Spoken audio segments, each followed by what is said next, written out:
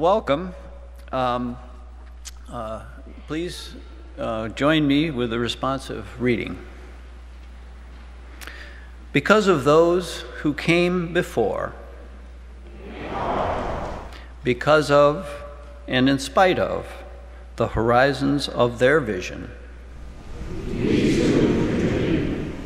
let us go remembering to praise. To live in the moment, to love and to bow to mystery. Well, welcome. My name is Win Irwin, and I'm a fourth generation Fountain Street person. My mother loved David Rankin. Didn't get to come here very often, but listened to him and watched him on TV.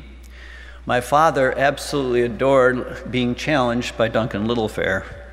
I came back to the church myself about 10 or 12 years ago when I realized that, my wife's church was not the place for me, but this is my home.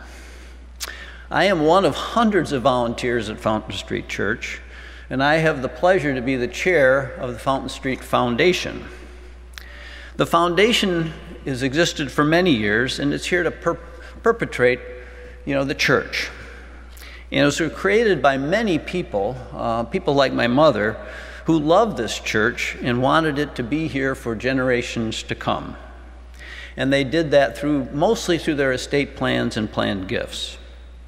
The foundation itself has a number of small funds that are dedicated with annual gifts that come for music, art, social action, choice, and great speakers.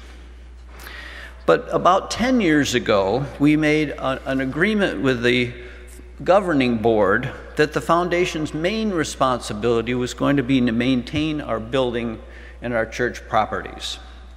And in the last 10 or 12 years, it has been a wonderful creation for the church. It's created stability.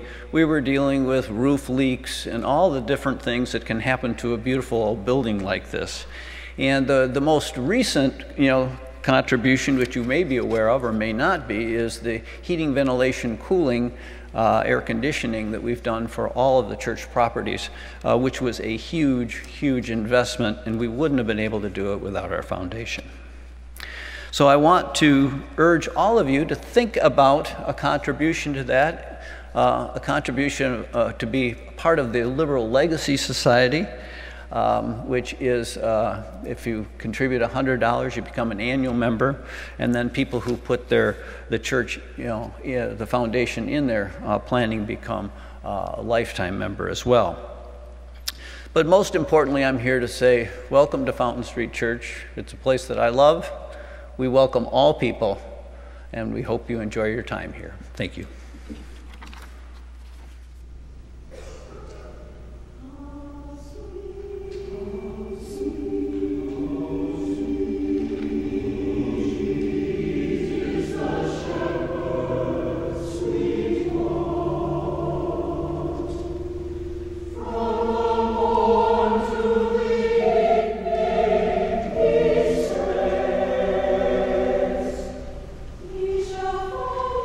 We shall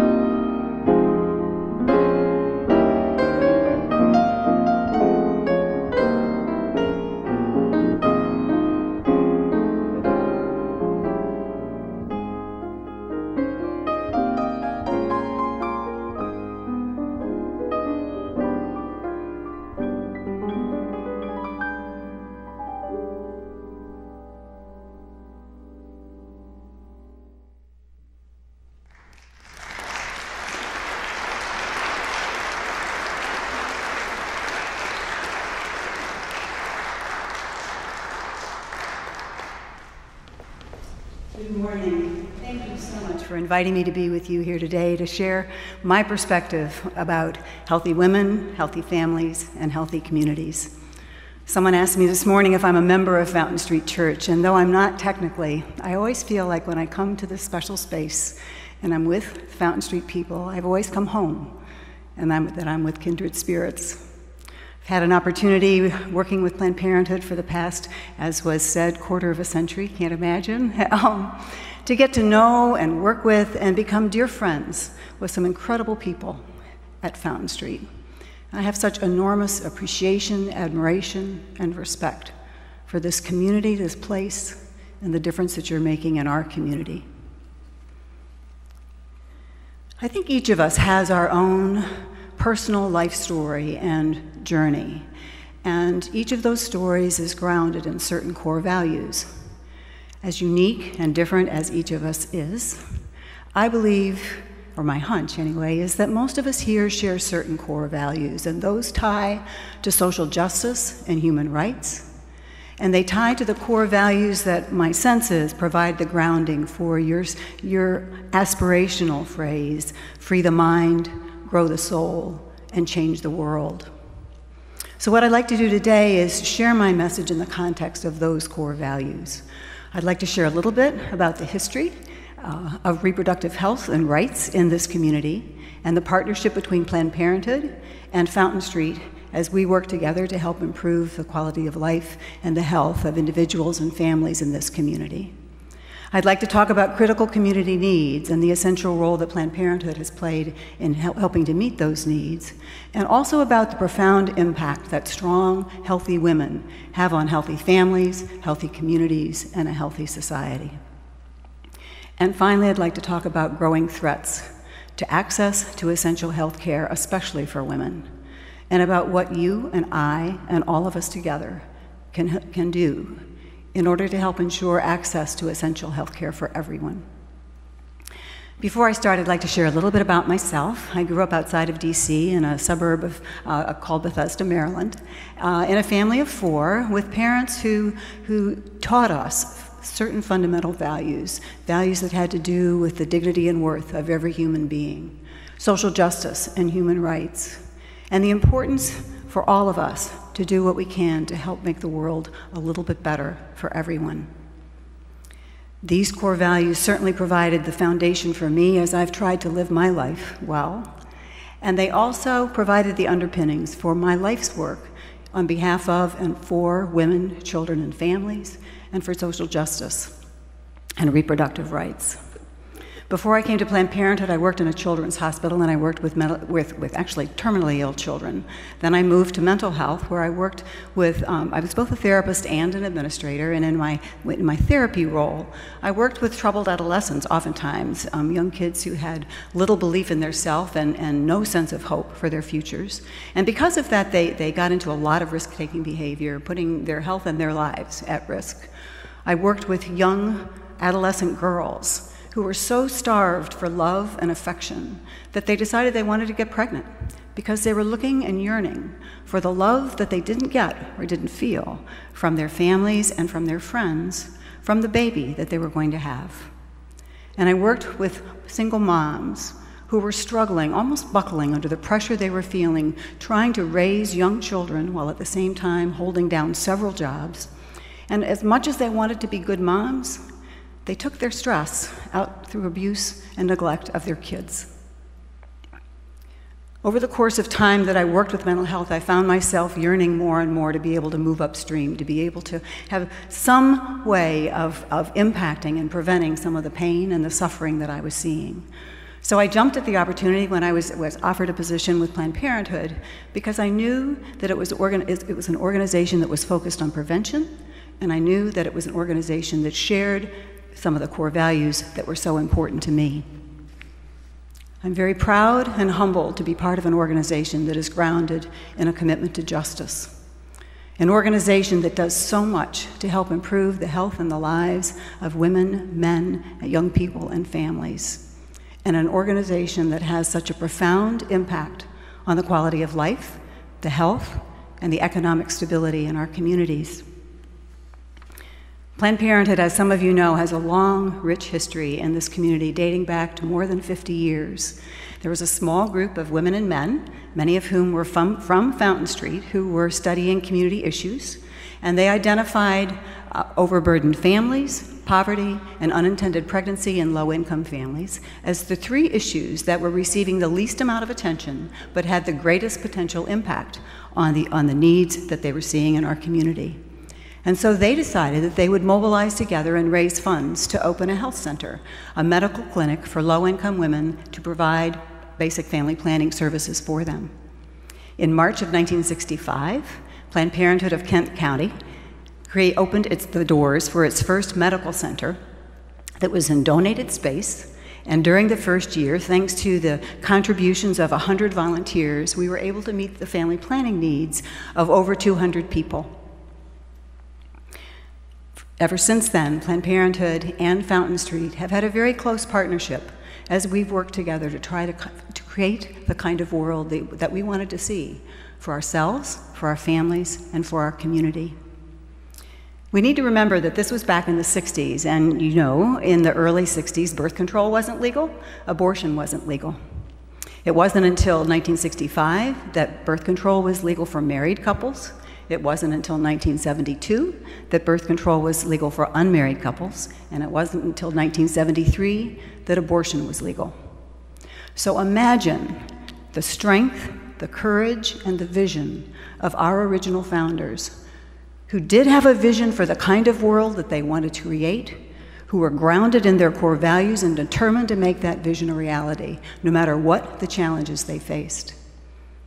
And imagine a few years later, in 1968, when a handful of ministers decided that they were going to offer problem pregnancy counseling for troubled women. These were days of back alley abortions and self-induced abortions when women were dying.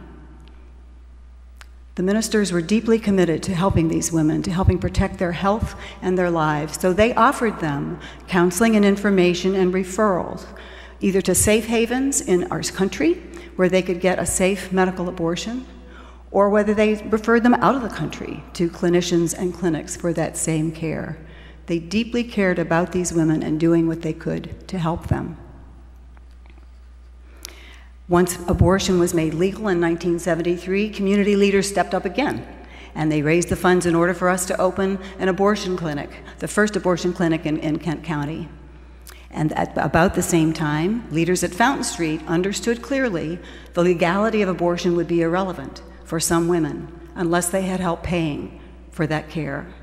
And so the Fountain Street leaders created the Choice Fund, which has been very, very critical. I've had an opportunity to work with them closely throughout my time with Planned Parenthood in making sure that women were able to access this care regardless of their ability to pay. Planned Parenthood is very, very grateful to Fountain Street for its partnership over the years and for the profound impact that we've been able to make together. The women, men, and young people in this community would not be where they are today were it not for our founders, and their vision, and their courage, and their strength, were it not for the partnership between Planned Parenthood and Fountain Street over the years, and the unwavering commitment that these two organizations have had in doing what needed to be done and what we needed to do in order to help ensure that critical care was available to those in need. Today, the needs are enormous. Half of all pregnancies are unintended, with that number being 5 times greater in the low-income population. 1 in 3 women will have at least one pregnancy by the time they're 20. Though teen pregnancy is at a 40-year low, our country has one of the highest teen pregnancy rates in the world. Half of all sexually transmitted infections are in adolescents. Half of sexually active adolescents have a sexually transmitted infection by the time they're 24. And a recent study in Michigan ranked Michigan close to the bottom in terms of a variety of health and social indicators, including maternal mortality, infant mortality and morbidity, unintended pregnancies, teen births, chlamydia, and HIV, as well as women's earnings and poverty in women and children. The study results point to trends where the number of abortion restrictions are higher in the states, their ranking is lower in terms of these health and social indicators. Michigan ranks 18th in the country in terms of the number of restrictions we have. Though today the needs are huge, we've made tremendous strides because of increasing access to prevention, including birth control and cancer screening. We've been able to reduce teen pregnancies and unintended pregnancies. We've been able to prevent cancer deaths, and we've been able to reduce poverty by advancing women's economic empowerment and enhancing children's wellness. We've made so many advances that the Center for Disease Control recently identified family planning as one of the top 10 advances in public health in the 20th century. Family planning reduces teen pregnancy. Between 1990 and 2010, the teen pregnancy rates dropped by 51%, with 86% of that drop being attributed to access to contraception.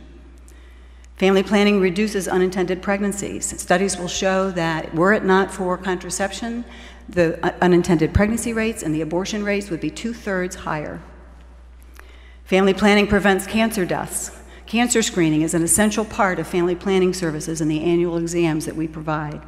The results of studies show a 50% reduction in new cervical cancer diagnoses between 1975 and 2010, a rapid decline in breast and cervical cancer over the past decades, and the fact that oral contraceptives, when they're used regularly, consistently show reductions in ovarian and endometrial cancer.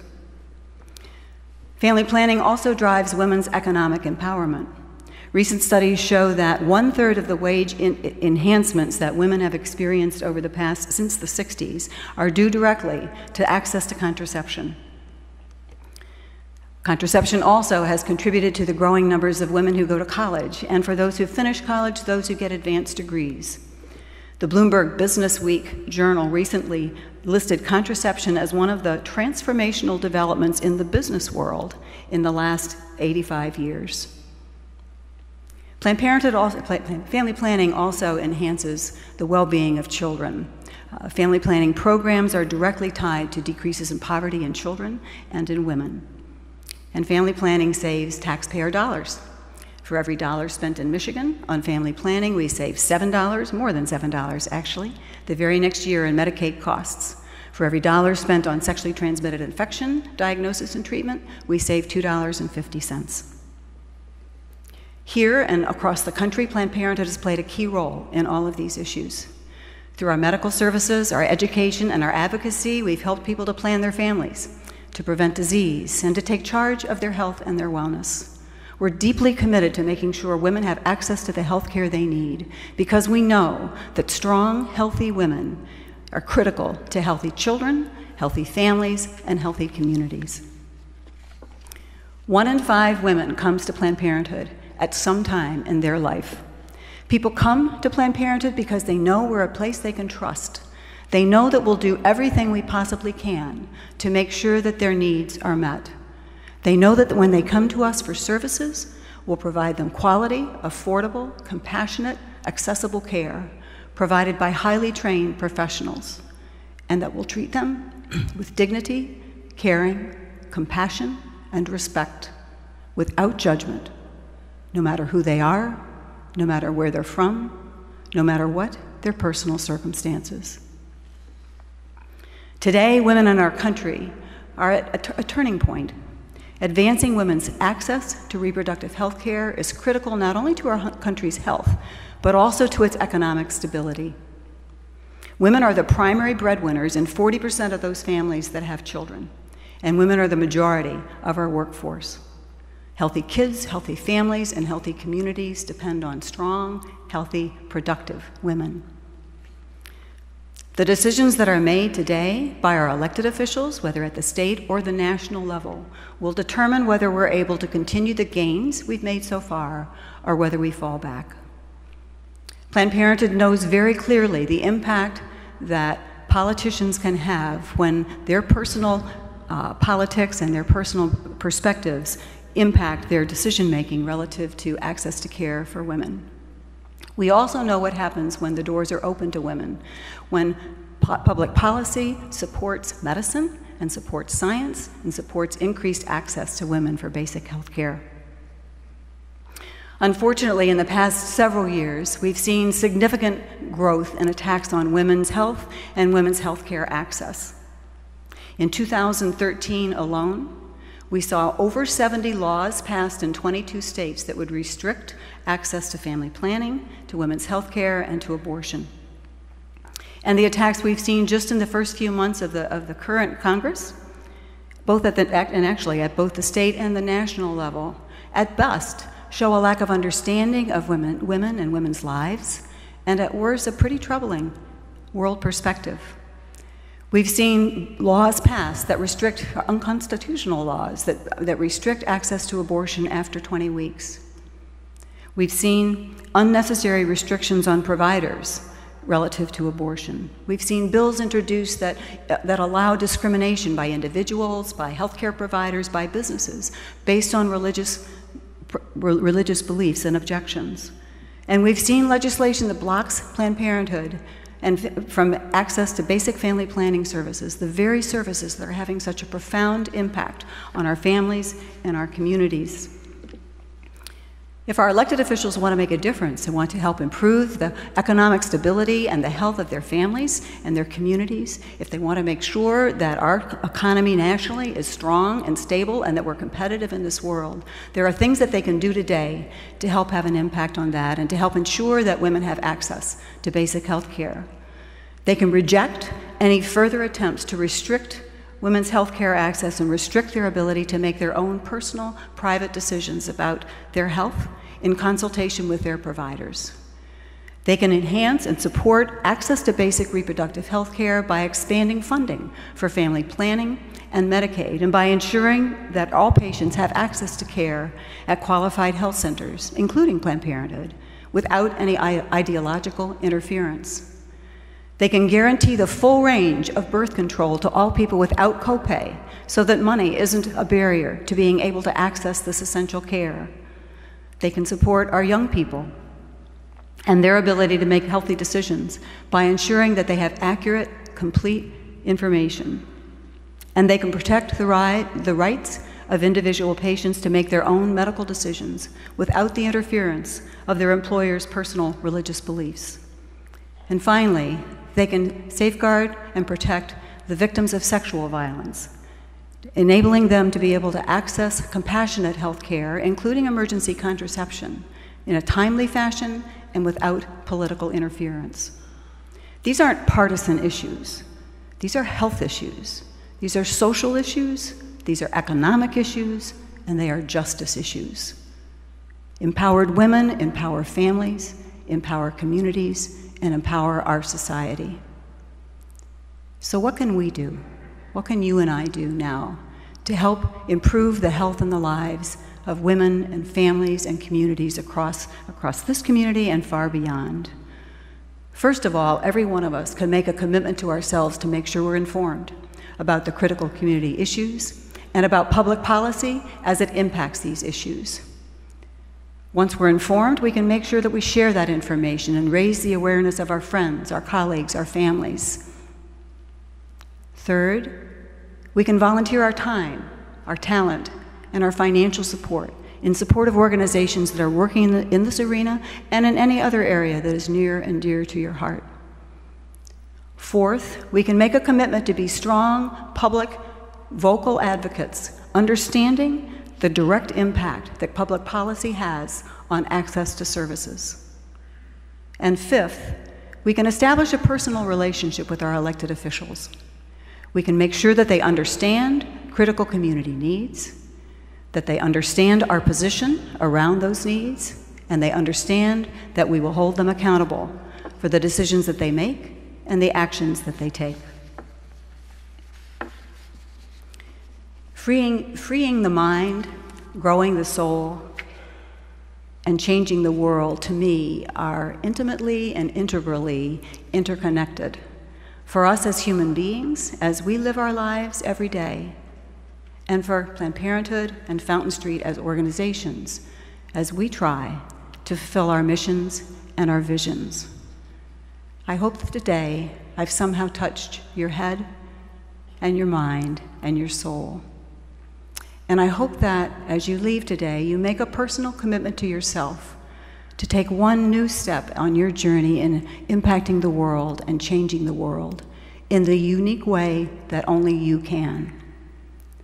And finally, I hope that you remember the courage of our reproductive health founding fathers and pioneers and the impact that they had on the health and the lives of women, children, and families here and around the area.